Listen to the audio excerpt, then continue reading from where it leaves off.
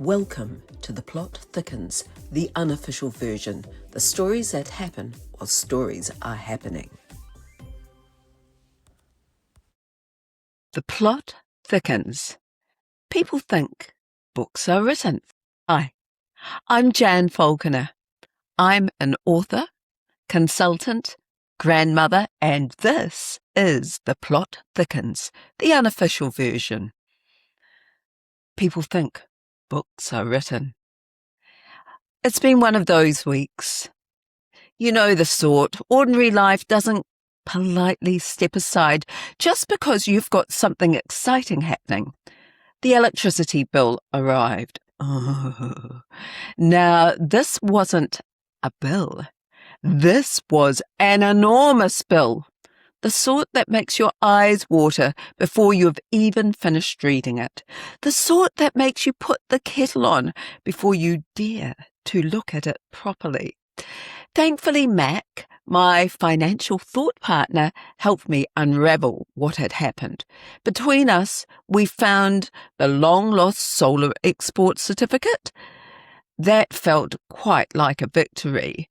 And Mac suggested we write to our energy supplier because he was concerned about the accuracy of the meter before the new smart meter was installed.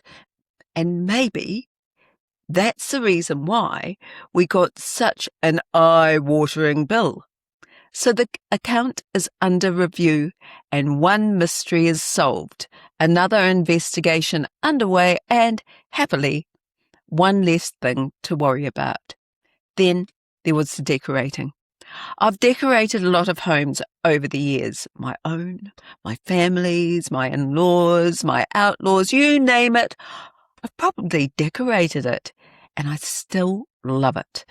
Now, people often think decorating begins when you open the paint tin or roll out the wallpaper. Not really. It really doesn't. It starts long before that. Preparation is everything. First, you empty the cupboards.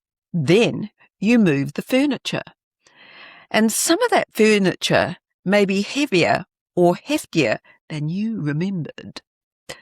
Then you gather all the tools. Now, I like to gather my tools together, and I'm rather particular about my tools. After that comes cleaning, the filling, the sanding, and then the paint actually does begin. This time, it wasn't just one room. It was almost the whole of upstairs. By the end of each day, I'd discovered muscles that had clearly been asleep for a while, and I'm reasonably fit. But lifting wardrobes, shifting boxes, and emptying cupboards uses the whole core in ways the gym never quite prepares you for. My wheelie bin had only just been emptied. By the end of the week, it was almost half full. Apparently, decluttering is very good exercise. Somewhere in amongst all of that, I was also getting ready to head north to spend some time with the grandchildren in Aberdeenshire. The car needed sorting. My Not Netflix Natters episode still needed recording. The next Stories from the Mat with Jan podcast was quietly taking shape. Another Jan Time book that had started formulating in the back of my mind, and somewhere amongst ordinary life I found myself quietly building another book. I nearly said writing another book, but actually that wouldn't be true. The writing had already been done. What I was learning was something completely different. Up until now, I'd published picture books and books full of photographs. Putting together a chapter book turned out to be another world entirely. I've suddenly found myself learning how to typeset properly. I had to relearn just how much of Microsoft Word can actually do if you stop fighting with it and let it help you. I created my own workflow. I built a style guide. Then came the half title pages, a table of contents, introduction, chapter headings, the epilogue, about the author page, and my other titles, choosing fonts, cream paper, all of those little details I'd never really thought much about before. And suddenly, I cared about every single one of them. Then there were the page numbers, which were quite determined to change every time I blinked. And then came the book cover. I already knew exactly what I wanted because I'd seen it in my mind's eye. One of my thought partners helped me mock it up, suggested improvements, and taught me what worked. But I designed and made that cover myself. That was important to me. All my thought partners taught me. They questioned me. They made suggestions. They challenged me. They spotted things I'd completely missed. But they didn't build my book. I did. And I loved every minute of it. Not because it was easy. It certainly wasn't. There were moments when Microsoft Word seemed absolutely determined to outwit me. Page numbers developed minds of their own, and every little improvement somehow created something else to think about. But this was never just another project. It became a real labour of love. And as I look back, I don't think I was simply producing a book.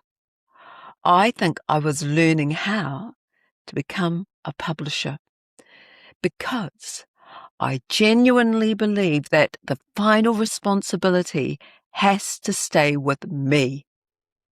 The final edit is mine. The final decisions are mine.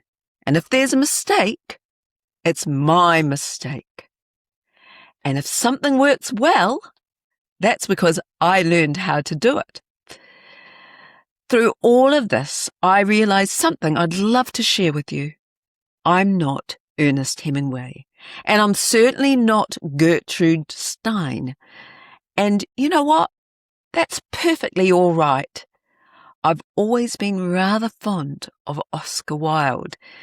He's often credited with saying, "Be yourself. Everyone else is already taken." Whether he actually said those exact words almost doesn't matter. The sentiment has always rung true for me. I don't write to sound literary, well, you can tell that. And I certainly don't write to impress other writers. I write exactly as I speak.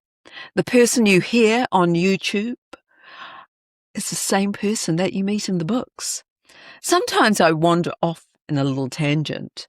Sometimes I laugh. Sometimes my mind disappears back into the TARDIS and I suddenly remember something I'd forgotten.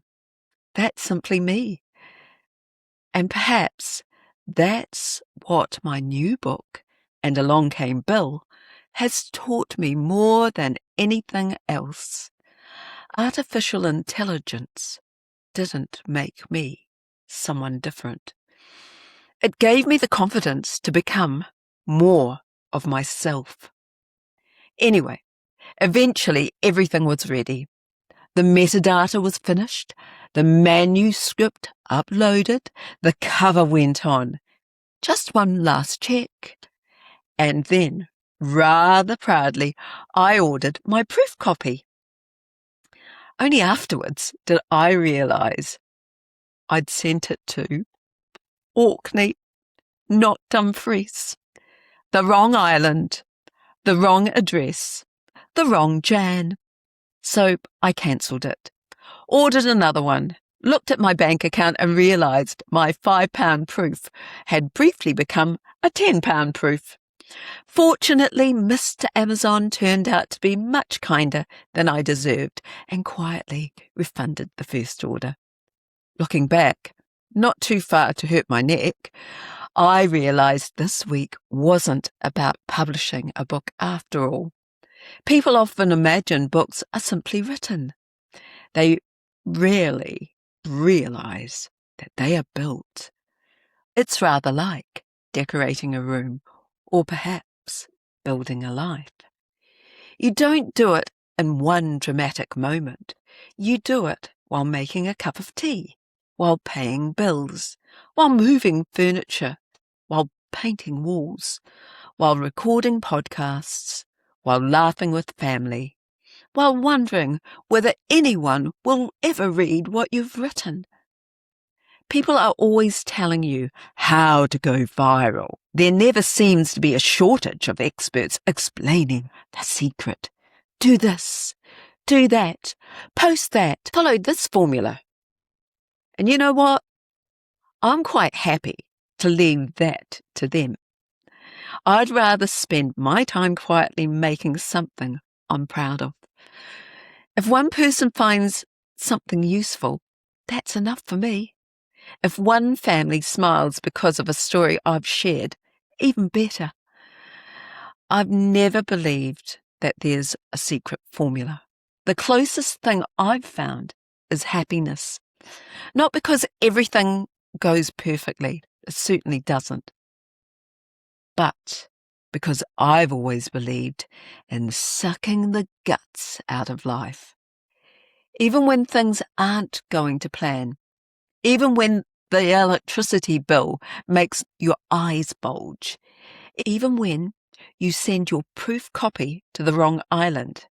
Because if you look carefully enough, there's nearly always something worthwhile waiting to be found.